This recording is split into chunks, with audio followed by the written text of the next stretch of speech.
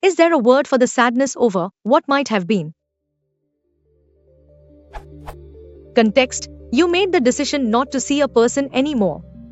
The relationship was good. You were both happy with one another, but the one main stumbling block for you in the relationship was never dealt with. It remained a permanent fixture that forced you to make that sad and final decision. Is there a word, an idiom, or a famous line that expresses the sadness for something that might have been, e.g., a rich and fulfilling relationship? It's not nostalgia, because that expresses a wistfulness for the past. Instead, you are wistful for the future.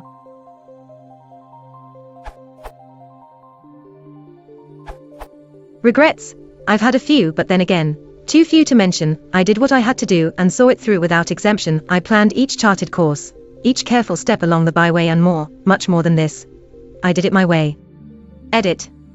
It is heavily slanted to the father-son relationship, but the phrase, "the cat's in the cradle," and the song to which it refers, is probably the most powerful display of this emotion I know of in American culture.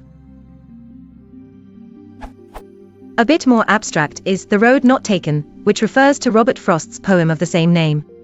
It captures the idea, but leaves the details to your imagination.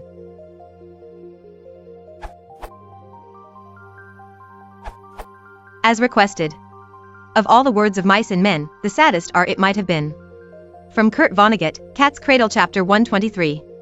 I had originally thought Steinbeck's novel title of Mice and Men evoked this couplet, which is a mashup of lines by Whittier and some by Burns, and thus effectively evoked the expression "it might have been," but the couplet apparently was not published as such till 1963, and Steinbeck's novel came out in 1937.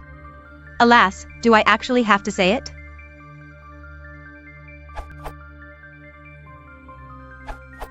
Our unfinished symphony lacks the notion of absolute finality that you seek. After all, until one of the parties to the relationship, composers of the symphony, dies, they could theoretically get back together and finish their symphony. But to the extent that one really wanted to, they could add to or paraphrase it to remove all doubt, perhaps as follows. Grieve not for what might have been. Rather please try to think of it fondly as our forever unfinished symphony. Grieve not for what might have been. Rather please try to think of it fondly as our never-any to be finished symphony. Grieve not for what might have been. Rather please try to think of it fondly as the never-any to be composed notes, measures, lines, finale of our unfinished symphony. Unfinished Symphony by Richard Schweitzer from MusicsRay.com. Example of never to be composed used in a sentence with what might have happened from Opera in History from Monteverdi to Cage by Herbert Lindenberger via Google Books. Example of unfinished symphony used in a sentence with what might have been from Suzanne Struttman's introduction to Thomas Wolfe's unfinished novel The Good Child's River via Google Books. With the added tag poetry in mind. Along the general musical lines of the above variations on the theme of unfinished symphony, but admittedly more comparable to a Candied Range's The Road Not Taken, you could consider the idea of the Our Unsung Song, or preferably as inverted and used in the title of a book by Monique Ritter, The Song Unsung. The provided link is to the website of the novel's publisher, the Strategic Publishing Group, where a synopsis uses the notion of what might have happened on another path, in direct reference to the title of Mr. Frost's poem, in its first paragraph, as well as both Candied Range's Regrets and The Road Not Taken, together in paragraph 3. I fear that this edit is reading more and more like a reason for giving favorable consideration to Candied Range's good answer than for doing so to my answer. Anyway, in response to your addition of the tag, poetry, not famous poetry, mind you, in addition to the book mentioned above, I've also found a nice poem with the same title. The Song Unsung, by Abdul Wahab. So many people have sung so many songs sung and from earth to heaven, but they have not sung my am the song unsung, for I have the best beat, I move with a great rhythm, yet I have not been put on music.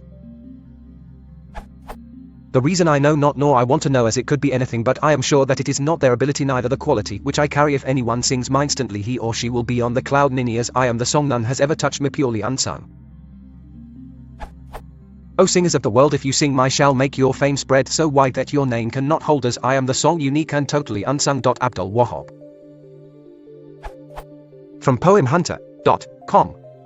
Although this poem, as most poems, is subject to different interpretations, as I interpret it, the poet is saying that the song that we leave unsung in our lives would have been far better than the one we chose to sing, the one we are now singing, at least in our own minds, in retrospect from our own present lives. If my pessimistic interpretation is correct, and I hope it's not, even if that would lessen the poem's relevance to your question, the poet's message is sad and very sobering.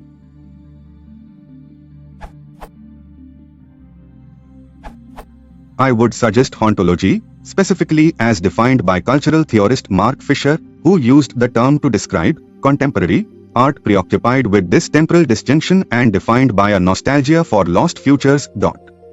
Quote is from Wiki, concept is from Fisher's book Ghosts of My Life.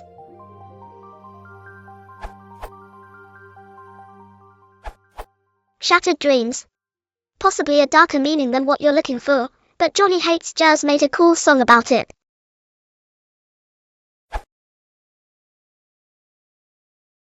If you want to support the channel, please consider liking and subscribing.